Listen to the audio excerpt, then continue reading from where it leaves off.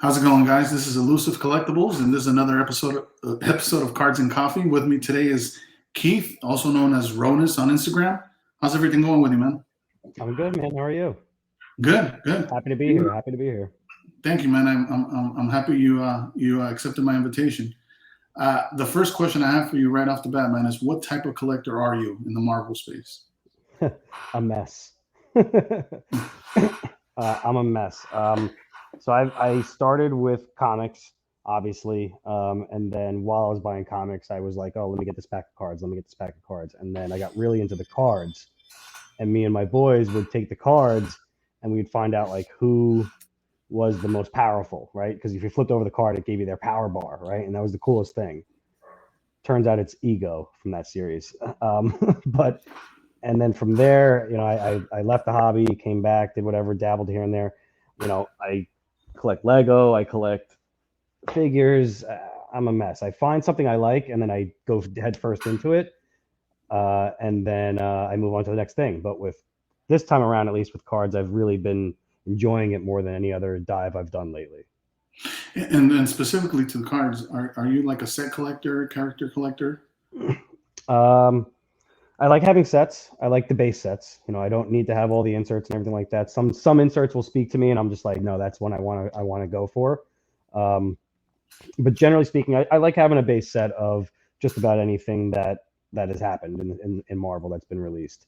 Character wise, I didn't plan to be, and all of a sudden, everything that's X23 I grab left and right. It just happened. It just grabbed me, and now that's what I do. It was not my intention to be a character collector, but So you're kind of like a hybrid at this point, is what it sounds like. Like you enjoy building sets, but one of your main characters you PC is X23. yeah, yeah, for sure. Okay. Now, since you've been back into the hobby or even joining this community, what stands out for you as far as like what's something you enjoy the most about this community and or hobby? So the first thing that happened with me that made me enjoy the hobby was the friends I made in this last year. I started doing breaks with Ian over on Cards and Metal. And the first, and like everyone's in there and they're hyping you and they're, oh, rip another one, rip another, and you do what you do in there. But I pulled a platinum Vulcan, and Ian hit me on the side. He's like, dude, I need that. And I was like, all right, yeah, whatever. Here, take it. And he's like, or no, what happened? No, I pulled on myself. Sorry, I pulled myself the platinum Vulcan in a box, and I told him I had it, and he was like, "Oh, let me see. I want the, not realizing there was different variants between platinum, gold, aluminum." He's like, "Send me a picture of it." Blah blah blah. I sent it to him. He's like, "Dude, that's the platinum," and he easily right there could have hosed me and Mm-hmm. sent me a bunch of base cards. But I was like, okay, what does that mean? He's like, dude, that's numbered out of, I think they're 25 or whatever. He's like, I can't. He's like, no. He's like, we got to cut this deal off. And right there, I knew I liked what I was doing, or at least who I was dealing with, because that dude could have ruined me right there. Yeah. Um, and then since then, I've met a couple people that I really enjoy. Mutual friends of ours. Victor, Brian, um, Marvelous Packs and Marvel Cards Up, um, Sergio from Crypto, like Ed, Kiss My Raz, like all these guys that just like you know I've met that I never would have even ran into if I didn't do this with the hobby. So it's really cool to just meet some cool dudes that look out for me, and some other guys too. But those are the big guys that I'm happy to be friends with and hang with. And shout out to everybody you mentioned, especially Ian Cards and Metal and everybody else you mentioned. We're pretty much the Marvel late night crew, right? Or as Crypto likes to call it, Marvel After Dark. The Um, the outcasts. yeah, yeah. The second question to that, or the flip side of the coin, is what do you least like about the hobby and community? I least like grading, and not even just grading, just it's like talking politics with people. It's very frustrating that people I like will take a stance on something, and it's like, all right, well now I can't fuck with you anymore. And it's like, well, that's not how it should be.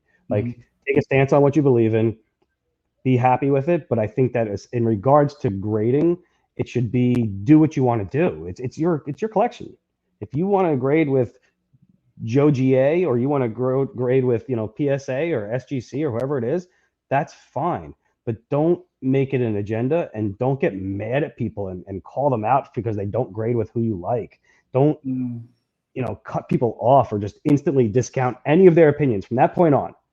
Any of their opinions. You could have someone that's got great advice on cards across the board. And the minute you don't like who they grade with, you're done with them. That's silly. Like and it bothers me. It bothers me. That's the one thing that bothers me. Now, what would you change about the hobby to make it more positive? What's one change you would implement? Right now, the way that content comes out. And what I mean by that, it also bothers me that if I'm new and I'm coming into the hobby, this guy's got a show, this guy's got a show, this guy's got a show. Everyone's doing a show at a different time. There's no schedule to it. They're running into each other. You posted about it and you waited 3 days to do your show. You do your show and then boom, someone goes live that's bigger than you and takes anybody that you could have, right? Mm-hmm. And there's no respect amongst any of the content providers, from what I can tell. Like we need a network. We need a producer. We need someone to direct this and say, okay, Wednesdays at 9 is Ian's. Wednesday before that is Bill. He does his box breaks, right? Mm-hmm. Thursdays is this. Fridays is that. Like everyone needs to kind of stay in their lane with content, or what happens is it's hard to follow and figure out what the hell's going on. Like going live is different, but if you have a scheduled show or something that you do often, it should be locked in and that's yours and you should own it and we should respect that amongst each other, in my opinion. Yeah. So yeah, I mean, you're making too much sense. That's a perfect world. But that would be something that you would implement. I like that point. Now, I do want to get into artwork because I know that you're someone that's greatly into artwork and that's what draws you into cards. I know you're a huge Bianchi fan. So I wanted to ask you pre-2000s though. So all the 90s sets, which is your favorite set in regards to from an artwork standpoint? So wait, again, pre-2000s? Yeah, so in other words, 92 mm, 93, 94, 95, 96. 92. Jusco. Yeah, 92 Jusco. And I also like the Marvel Universe from that series too. Like I really like those galaxy backgrounds and stuff. Like I thought those are cool as hell. And those were another ones that had, when you flip them, the power levels on them. You know what I mean? Mm-hmm. And in there also, I just found out this week that there's some secret Jusco stuff in there. Mm-hmm. Nice. So that's okay. Now, so for Marvel Masterpieces, it's 92, but you also enjoy the 90 Impel set. Yeah. Okay. Yeah. Now, I asked this. I haven't asked this to a couple last guests, but definitely want to ask you because again, you're into the artwork, which is something that I see eye to eye with you on as far as the artwork. If you could design, if Upper Deck or whomever told you could design your own set from the ground up, you pick the artist, you pick the parallels in the set, you pick the base set, how large it is. Walk me through that, man. What would be the ideal Marvel set for you? Wow. So artist, I mean, Bianchi's done it, but it would be him I'd go back to. But if I wanted a fresh artist that's never done cards, I think I want Joe Mad. I want Joe Madura. I love the art, or no. And you, by the way, not to limit you could do 95, which is, they had 3 or 4 artists. So you can have more than one artist, just so you know. This is your set. Okay. So then I'm going to do Joe Mad. I'm going to do Scott Campbell. And in a perfect world, Michael Turner. But unfortunately, we can't do that. Those are the 3 artists that I mean, I wish I had those posters behind me right now, but there's 3 posters hanging on one of my walls right now, each with each of those artists. I just love their work. I think that they were all great artists. I think that Campbell and Campbell does women great. Madura does lines. Like the way his lines come out are so thick and profound. And like, I remember when he initially came out in X-Men stuff, or that I saw in X-Men stuff, I just thought it was so cool the way that his lines came out. And then I saw him again when he came back in Ultimates, when he did the Ultimate stuff. And that's spread cover. It's also I think it's a Rittenhouse case topper. It's like 3 card. It was so sick what he did with those. And then yeah, it was just yeah. So you got your artist down. Yeah. What are we doing for the base set? Is it going to be numbered? How many cards is your base set? It would be I would call it a masterpieces set first of all. So they'd end up being numbered for sure. Base. I like the gold signature series. I wouldn't do the purples. I'd throw them out, and I'd throw the oranges out. There's too much subset with the base itself. I like the what ifs; those are really cool. I would go with those again. Um, Acetates don't drive me crazy. Um, I would definitely go with BSGs over PMGs. Um, and then I think I'd like each artist to have a subset of their personal sketches. So like they wouldn't be, one of one sketches, but 10 cards from the one artist that are sketches in a, yeah, 10 cards from the other, 10 cards from the other, or 9, whatever fits the binder page, whatever works best for them. That would be really cool. Just 9 separate sketches that were print run. Because I like sketch card art. I like the way it comes out. I like the PA stuff in masterpieces too. So that's where instead of the PA, that's what I'd want. I'd want some kind of sketch art. Wow, I wasn't really prepared for that question, dude. That's a good question. I like to catch people off guard, man, because if I give you time to prep, then it's gonna be OP and it's gonna destroy everybody else's set. You're right. No, that's awesome, man. Here's another tough one for you, especially now that the market is growing slowly but surely. What's one either set, subset, or chase card that you feel is still grossly undervalued that people are going to regret in a couple months not picking up at today's prices?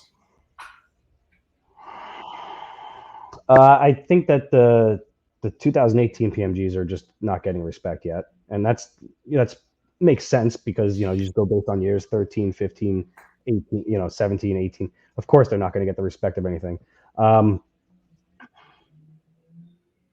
Currently, I don't think the Platinum Portraits get enough respect. I just don't. I think that they are a big insert that, as the sports world continues to come into what we're doing, they're going to gravitate to a lot more than we do, because they've seen it, they know it is.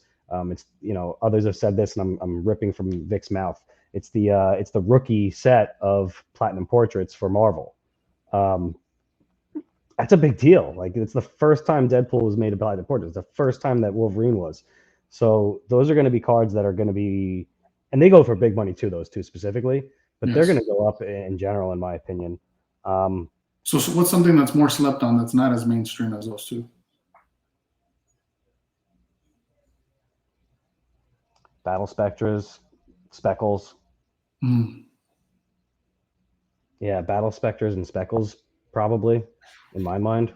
Yeah, nice. Because even though it says gems, it's not a precious metal gem. The other thing, what the other thing is that I'll say from the current Marvel series, the pinks, they're numbered lower, but because they don't say precious metal gem on them, they're trash.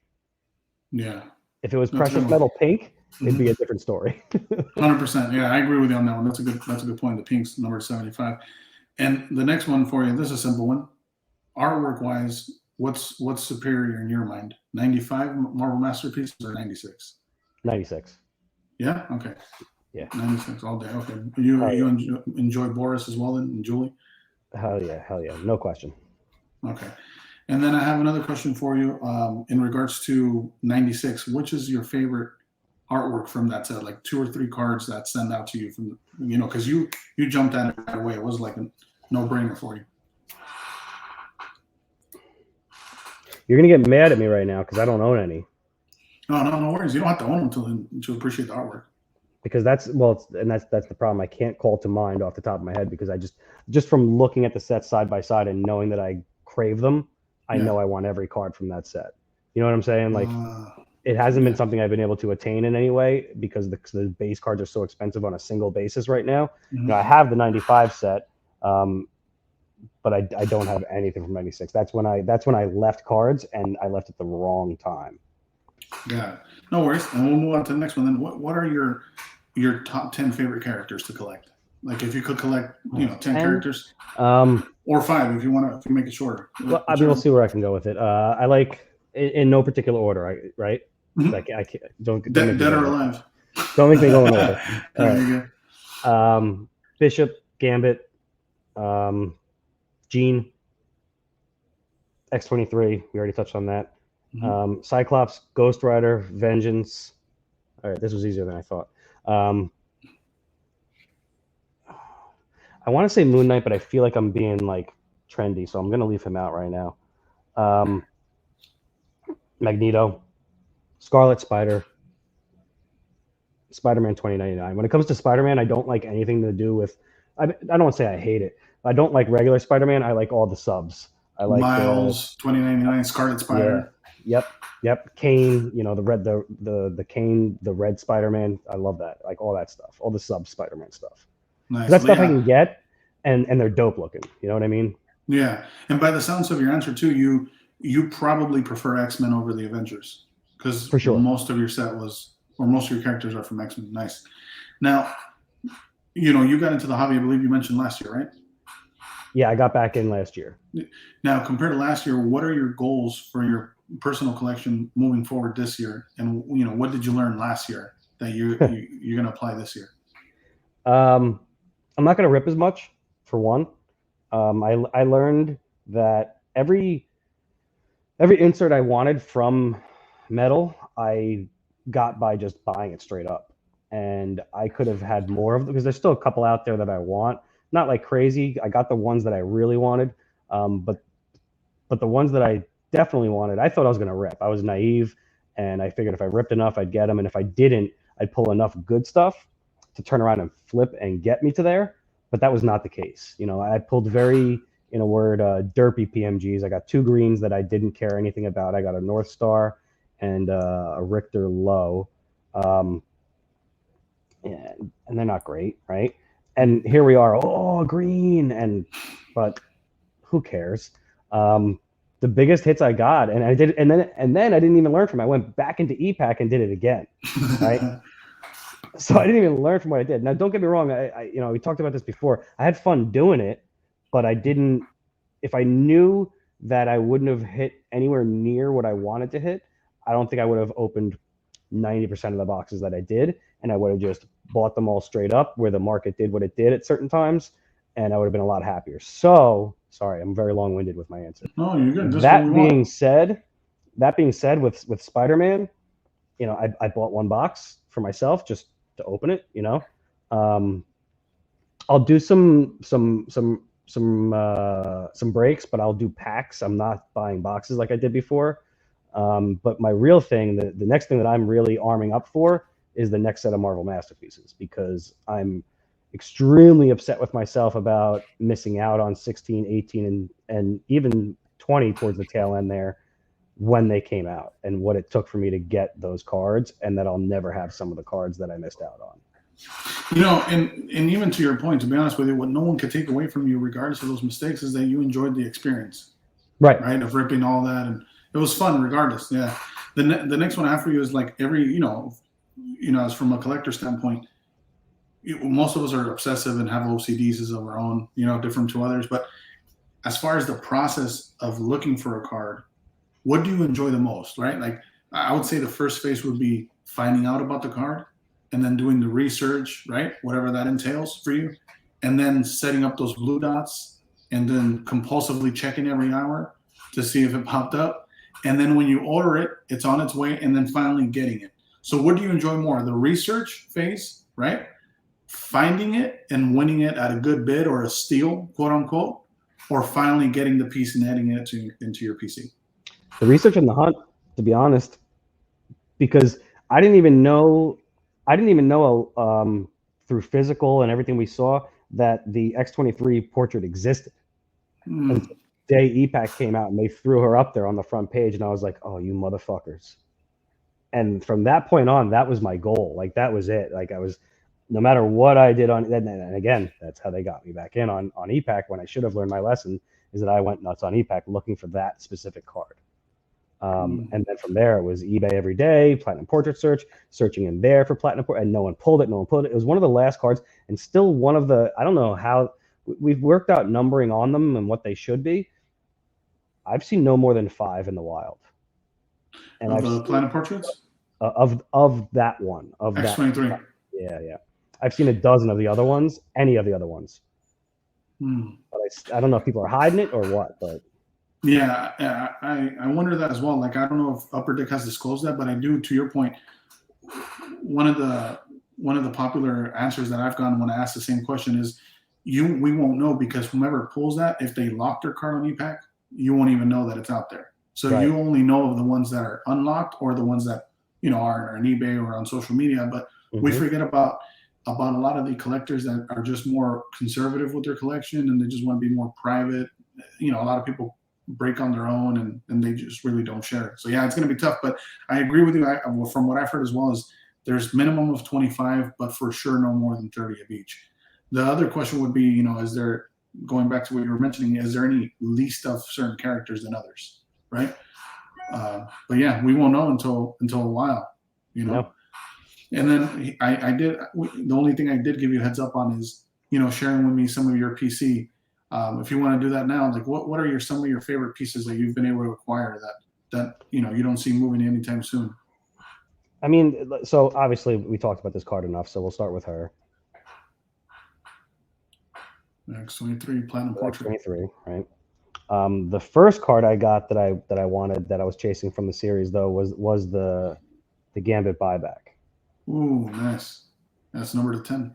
Yeah, and it got lost. It came from Australia, and it got lost, and that was scary. Like I spent more than I probably should have. A lot of people, Brian will tell me that he's got 10 of those for me if I want them, and he'll happily draw of 10 on them for me. But yeah, and then my favorite sketch card I have is this Gainey. Oof. That one pops. It reminds me, her eyes. Her eyes. Is this Art of Effects? This is Yeah. Miranda Gainey. Yeah. Because there's I don't know if you know the artist, FX. His Yes. face, he draws very similar style to that. Yep. And then these are my two. There's a third one, but I don't know. These are my two from when I collected as a kid. Yeah, dude. They're in the original press cases that I put them in, untouched. Don't judge me on my press cases. I don't care. Yeah, that's Patelis right there. And then this isn't even a card, but again, in a testament to me as a child and what I did, if I can get it to. Yeah, that was a little bit. There you go. Yeah. I ripped it off the Fatal Attractions cover and put it into a card holder because I just loved it. I painted the back of it because the back of it was the comic. But this card, it's worth zero. It's negative $20 to any, but it's worth so much to me. It's one of my favorite cards just to look at. The hologram feature is of the best that they ever did in holograms on those Fatal Attraction covers. I don't know. It's one of those cards that just makes me, feel like a kid and happy and enjoy doing this. You know what I mean? Yeah. No, 100%, man. Any other cards you want to share? Anything else? I saw you hesitant, like you don't want to show us something. So go ahead. And just as an FYI, this is on this won't be released till Tuesday, so you got some days if you were still trying to acquire something. No, it's not that. It's again another personal story. Okay, go ahead, man. We got a lot of time. But the issue is that the third part of the story is in a box. I'm doing like every month I take all my mail and then like me, Vic, and Sergio do just like a ripoff, and we just go through all of our mail and go back and forth and rip them all. So the final piece is sitting in a box right now. But I'll tease the beginning of it. Yeah. So this book is one of my favorites ever. Right? Some good Jim Lee art. It's the annual Shatter Shot. And I've told this story to people before, but I haven't told the masses, obviously. But I love specifically the art on this cover, and the book itself is cool, but I love the art. So then, when I was again a child, that's clean. And yes, I top loaded my drawing from when I was like 12 years old. But I acquired a sketch. You've probably seen it on Facebook and stuff like that, but it'll be the first time I take it out and show it to everybody. And Dre did a 2-card panel of the Gambit and the Cyclops. But like I said, it's packed up, and Dude, that's nice though. The sketch you did, honestly, I've seen worse sketches from actual professional artists. It's just one of those things that just makes me smile every time I look at it. Like it was in, those hard snap cases that you can put a stack of cards in and then snap it over. I made it like the cover to the inside of the case. But I just recently ripped it out of there as delicately as I could, threw it in a sleeve and a top loader just because I don't know, I love it. It's just something that just makes me laugh that I did. And And I thought I did a nice job on it too, so I'm kind of proud of Yeah, myself. you did, man. That's cool, man. I appreciate you sharing that. To even to the point you just made with the connections you have to your cards. What do you think sets us apart from like the sports market, right? Where a lot of the people that collect sports, I wonder like the retention rate that they have, right? Versus us. Like a lot of people come into Marvel, they start collecting, they think they're just gonna flip and invest. The next thing you know, they're hooked. I think that what the difference between us, and I've said this to people before, the difference between sports and us is one thing and one thing alone, is that Cyclops will never tear his ACL, right? So you can be nuts about Zion and be like, oh, Zion, Zion, Zion, buy all of his stuff. And the next thing you know, he doesn't play for a whole season and everything you bought goes in the tubes and you're depressed and you messed up. I have a friend that did it. I have a friend that did it with Odell Beckham. He bought every Odell Beckham card there is in existence, and he's struggling right now to this day, which now means I can't repost this because he's going to get pissed. But he's struggling right now. He messed up. He specced out on it, thought he would make a cleanup on it, did breaks and everything. He's got the goods on Odell Beckham. Like if that dude somehow turns it around, he's good. But his ROI is terrible. With us, with Marvel stuff, even if they die, it doesn't matter. They'll be back. How many times did they kill this person? How many times Gene died? How many times Scott died? It doesn't matter. They'll be back. And then when they do, they'll come back even stronger. And even you can even look at the Punisher stuff going on right now, where they're taking the skull away from him because of the co-opting going on, and again, politics. Don't get into it. But they've come out with this new one, so I've seen a slight jump in people grabbing the stuff before it's gone. But what's really going to happen is the stuff that's already out there, when they bring the skull back, that's what's going to be nuts. It's not going to be any of the new stuff, or when they bring the skull back, that's going to be nuts. It's going to be people that have already been having it and sitting on it, that are Punisher collectors, that make out the best from this. Anybody trying to snatch something right now, you're beat. It's too late. Yeah. That stuff's PC for somebody. Yeah. Now, this one's going to be a tough one because I know that you're also heavy into comics, and that's probably your first love over Marvel cards. But what do you think is one edge, or even a couple edges, whatever you could think of, that Marvel cards have over comics? If you're to grade them, they're much easier to grade. The surface, there's only one surface that you're looking at, the one set of corners. You have dozens of pages in a book, spines, yada, yada, yada. That's one advantage that cards have over them. The other advantage is that they can introduce you to a whole character that you never cared about, just if it grabs you and you're like, oh, wow, I really like that art. Like, I didn't care about Moon Knight, but that 1990 Moon Knight card was sick. I flipped it over and I learned who Mark Spector was and all that stuff. And boom, now he shows up in a tie-in for another story and I'm interested in him. And then he comes out with his own series and I'm interested in him. What cards can do is to turn you on to a character that you don't... People forget about the backs of the cards. Like, they're just as interesting sometimes. And they've got a lot of cool art on the back of them and a lot of cool stories. And I think that's one benefit. You take a risk buying a book just by the cover and saying, oh, I'm going to buy this book. And then you open it up and the art's trash because the interior artist wasn't the same as the cover artist, or the story's no good. Yeah. A card is very black and white, and you're picking it up for very minimal money if you're just opening packs. And you can learn a ton about Marvel through the cards without opening a single book. You can have a great knowledge base without opening a single book in Marvel. That's a great point, man. Another thing I wanted to add to that even in this topic is that I noticed that I've never understood it. I mean, I guess I understand from the significance perspective and value, 100%. But here's where I'm going with the comic thing. If you notice, like, especially people that are collecting comics heavy, what do they collect? They collect slab comics, right? Whether it's a high grade, mid grade, low grade, but you're collecting the comic. What are you going to do with that? Most likely, you're either going to hang it up on a wall or it's going to be in a box, with all your other comics, right? So, meaning that the only thing that's exposed about the comic is the cover art, right?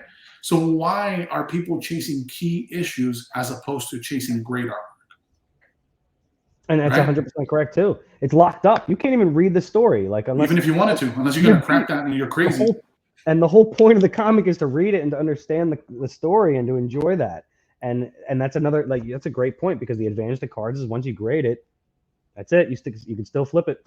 You can still see the other side of it. And they're more portable. I could carry 300 slabs in a case where it's going to take you probably some luggage to carry that many Yeah, what slabbed do you comics. fit 15 at best in a backpack, and you look like when you were going to school with 30 books in there, dragging your ass. Like, Yeah.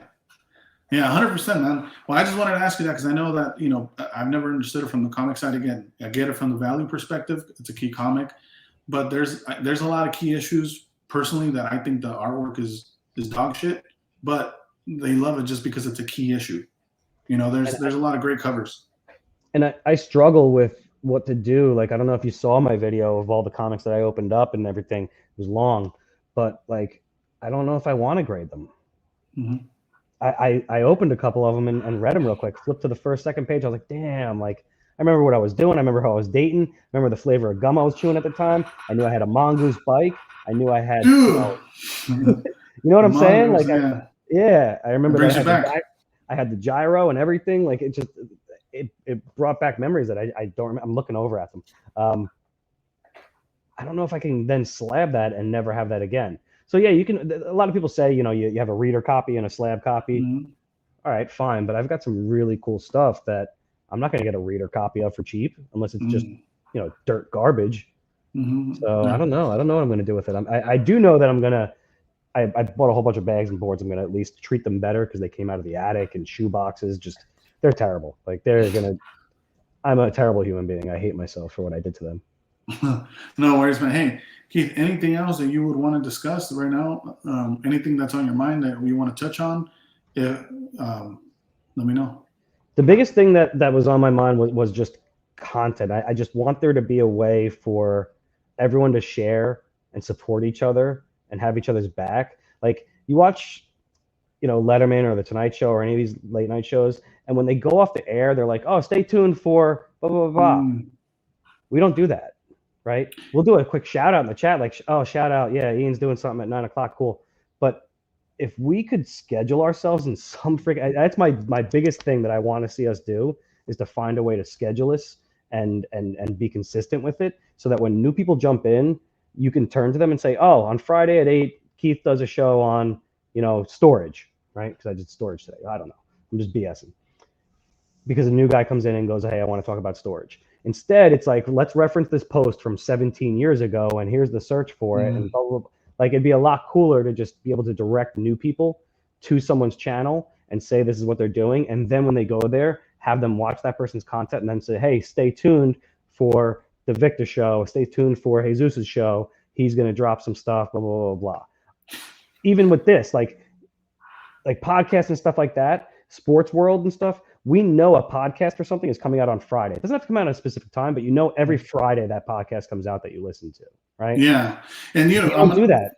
No, I'm going to expand on your point. And I think what it is that a lot of people have like famine thinking, and they're only in it for themselves. They're mainly in it for the clout. And here's the thing, the crazy thing about all this, and then there's even people that don't want you to use profanity. Dude, Rogan has the biggest podcast in the world, and that motherfucker smokes weed and cusses on every episode. Yeah. Right? So it just destroyed your whole logic, number one. And number two, to your point, all he does is put people on. He puts comics on. He puts different people on, and he has a circle, and he brings everybody with him instead of only worried about him coming up on his own.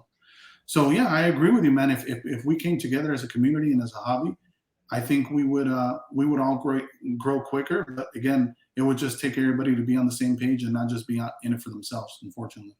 Yeah, it's a shame. Yeah. And then the only other thing, I just want a recommendation, and I've been pumping this, and I've been telling my friends this.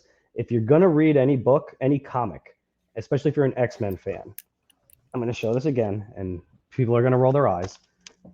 The House of X, Powers of X reboot of the X-Men. Get the whole thing, okay? You get it cheap, $20-$30 on Amazon. It will blow your mind if you're an X-Men fan.